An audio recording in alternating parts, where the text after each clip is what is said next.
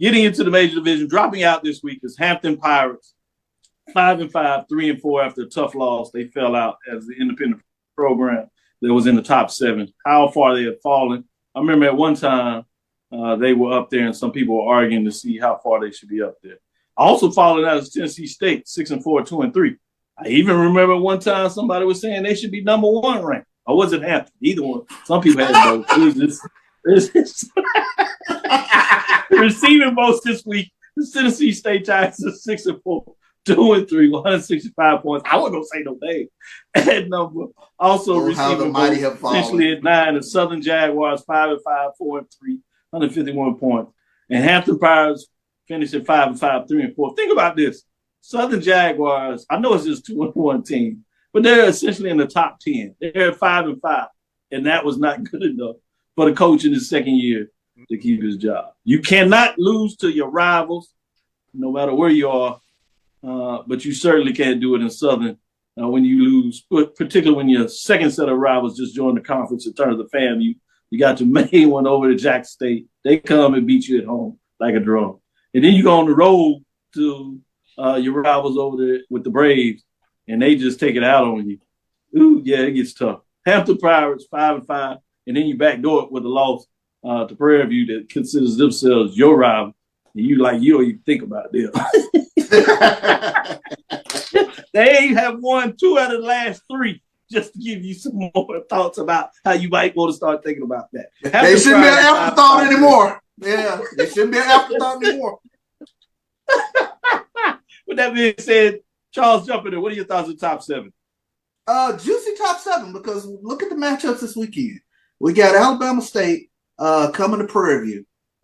Man, for everything on the line. We got 4 and 5 with Jackson State and Alcorn. This top 7, this is exactly about right. This is how it's supposed to look here at the end of the season. And now I get the full sort of a spectrum of week to week. And now we're in the waning weeks here, and the cream has risen to the top here as far as the top 7. So no arguments whatsoever with the top 7. Appreciate it. Brian, what are your thoughts in terms of the top 7? Major division, week 11. Good to see there are no rogue voters this week. I tell you, man, it's tough, but it's about, look, I think everything from 2 to 5 is fair play. I think I may have voted Jackson State a little higher, of course, Alcorn. I'm not going to penalize I penalized North Carolina Central one game. They did go on the road, so it wasn't like it was at home, and there was all the hoopla surrounding the game. So it wasn't like they got beat to a random team. They did lose to a team who was itching to get them, and so that's what happened.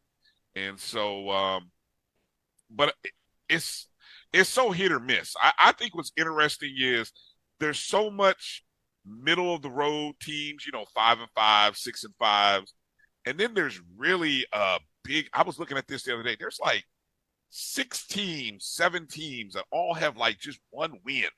I mean, it really there's this big gap between bad and average.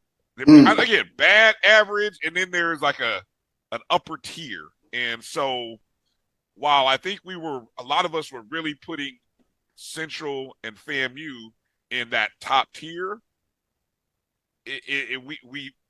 I think this weekend, if the East does what I think the East can do, this will sort of separate tiers. Let me do this correct so we have it on the record, and then I'll come back to you, Charles. So hold that.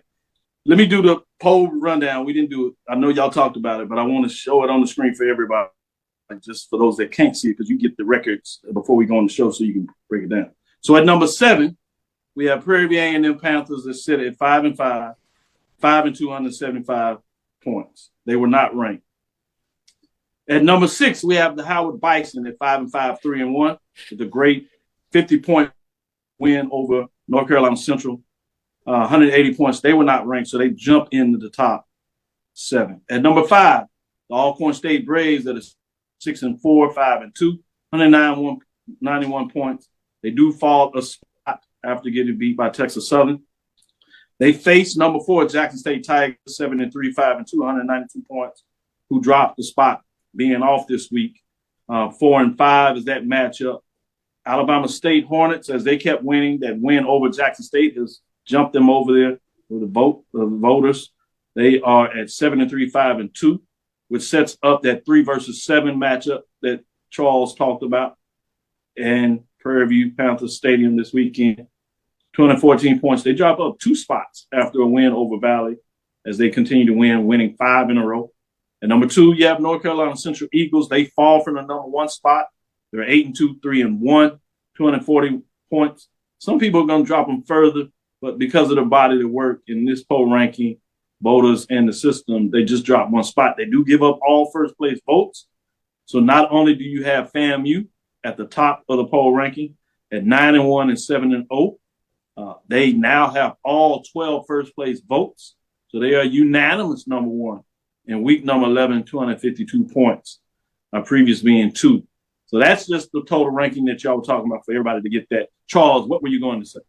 I agree with Brian in regards to tiers, but this is where I start really paying attention to these final weeks of the season, because to me that gap is closing between that top tier and these teams that are right in the mix. I mean, and that's the thing that really caught me, not by too much surprise, especially with regards to Alcorn and Texas Southern. In fact, I was saying that Alcorn, I think, is a team that's been ascending, but they could run into some issues with regards to Texas Southern's running game. And I still see the same thing going into the SWAC championship game, because I have FAMU at that top tier. But any of these teams that finish out the SWAC West can provide some issues to FAM. And that's where I think that sort of once you get into these waning weeks, the gap kind of closes a little bit. Fascinating. Great points. Let's